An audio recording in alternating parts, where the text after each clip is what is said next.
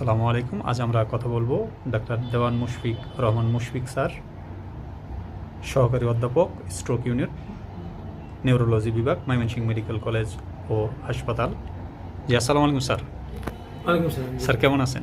জি আছি, আলহামদুলিল্লাহ। জি, স্ট্রোকের যেসব রোগী আপনার ওখানে আসতেছে, তো সেগুলো কি কি সিমটম নিয়ে আসতেছে আপনাদের এখানে, এবং সেক্ষেত্রে আপনি কি কি ট্রিটমেন্ট দিচ্ছেন? গুরুত্বপূর্ণ একটা কথা।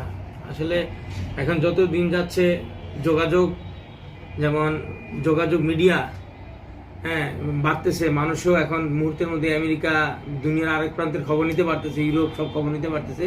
তো একটা জিনিসের ব্যাপারে খুব সচেতন, খুবই জরুরি। স্ট্রোকের লক্ষণগুলো কি?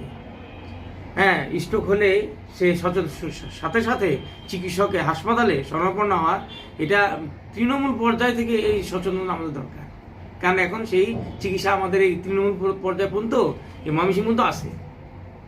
যেমন প্রথমে তো স্ট্রোকে যেটা হয়, অনেক সময় সাধারণ মানুষের জন্য একটা কথা হলো যে মুখের কথা হালকা বেজে যাওয়া, মুখের কথা বেজে গেছে, বা একটা হাত বা একটা পা একটু ভার হয়ে গেছে, একটু দুর্বল, মুখ একটু বাঁকায় গেছে, এগুলো হচ্ছে স্ট্রোকের লক্ষণ। এগুলা আলামত পাওয়া পর্যন্ত আর দেরি না করে সাথে সাথে ময়মনসিংহ মেডিকেল কলেজে আমাদের হাসপাতালে একটা চিকিৎসা আছে, প্রথম 3 ঘন্টার মধ্যে বা 4.5 ঘন্টার মধ্যে যদি দেওয়া যায়, রোগীর পঙ্গু তরণিংসে হ্রাস পায়। আর এরকম বলছি যে এখানে আমাদের বেশি যে রোগগুলো আসে, এই যেমন দেখেন উনারও যে এক সাইড একটু দুর্বল আছে, উনারও আসতে একটু দেরি হয়ে গেছে, মাথায় রক্তক্ষরণ ছিল, উনার স্ট্রোকটা অন্যরকম, মাথায় রক্তক্ষরণ ছিল। এগুলা বেশিরভাগ প্রেশারের থেকে হয়। এখন উনি মাশাআল্লাহ অনেকটাই রিকভারি আছে। প্রথমে তো ওনার অবস্থা আরো বেশি খারাপ ছিল, এখন মোটামুটি সব বুঝতেছে, বলতে পারতেছে আর কি। মুখে এখন একটু কথা বাজে। তাই আমাদের এখানে এই সেবাগুলো চালু আছে, যে এই সমস্ত রোগীর যাবতীয় চিকিৎসা দরকার, এবং আমাদের এখান থেকে আর বেশি দূরে এখন পেশেন্ট আর কোথাও বেশিরভাগ ক্ষেত্রে যাওয়া লাগতেছে না। টোটাল চিকিৎসাটা এখন ময়মনসিংহে আমরা দিতে পারতেছি। যেখানে রোগীরা আগে দূর দূরান্তে যাইতো, ঢাকা যাইতে হইতো বা দেশের বাইরে, এখন আমরা ময়মনসিংহেই সেই অত্যাধুনিক চিকিৎসাগুলো দিতে পারতেছি।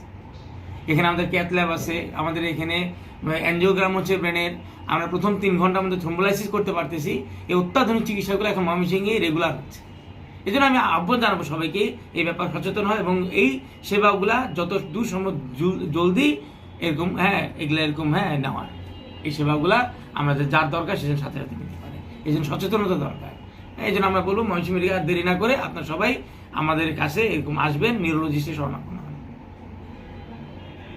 সাধারণ মানুষদের জন্য আপনাদের কি কি উপদেশ থাকছে? যেমন আমাদের এই উপদেশ, এটা অবশ্যই খুবই ইম্পর্টেন্ট। একটা হলো খাদ্যাভ্যাস, কোলেস্ট্রল জাতীয় খাওয়াগুলো, বিশেষ করে যখন 40 বছর পার হয়ে যায়, তখন আমরা চর্বি জাতীয় খাওয়া যেগুলো বলেছি, এগুলো পরিমিত পরিমাণে খাওয়া।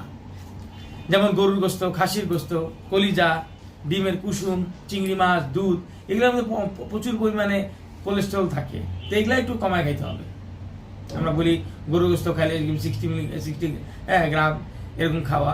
তো মাছ খাইতে পারবে, আর এরকম শাকসবজি, প্রচুর পরিমাণে শাকসবজি খাওয়া যাবে। আর এরকম যদি ধূমপানে অভ্যাস থাকে, সাদা পাতা জর্দা অভ্যাস থেকে লাভ করে আনবা, নিয়মিত ব্যায়াম করা, এগুলা। তারপর তো কারো যদি প্রেশারের সমস্যা থাকে, প্রেশারটাকে কন্ট্রোল রাখা, রেগুলার ডাক্তারের চেক আপে থাকা, ডায়াবেটিস থাকলে ডায়াবেটিসটাকে নিয়ন্ত্রণে রাখা। এরকম একটা ডিসিপ্লিন লাইফ অনেক রকমের বিপদ আপদ থেকে হেফাজত করতে পারে। এই জন্য আমার যদি এরকম কোনো সমস্যা থেকেই থাকে, প্রেশার ডায়াবেটিস থেকে, তুমি কন্ট্রোল করবো। আর খাদ্যাভ্যাস, ব্যায়াম, এগুলো তো সবার জন্য দরকার।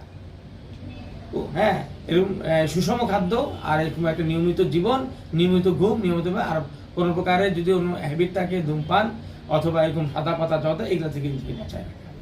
তাতে দেখবেন অনেক এই ধরনের স্ট্রোক জাতীয় রোগগুলো থেকে, কার্ডিওভাস্কুলার ডিজিজ থেকে অনেক পরিমাণেই বেঁচে থাকা যাবে। আবার এরকম খাওয়া, অতিরিক্ত লবণ খাওয়া, এগুলা থেকে বেঁচে থাকা। স্যারকে ধন্যবাদ, স্যারের সময় এবং মূল্যবান মতামত দেওয়ার জন্য। Thank you. আসসালামু আলাইকুম। ওয়ালাইকুম আসসালাম।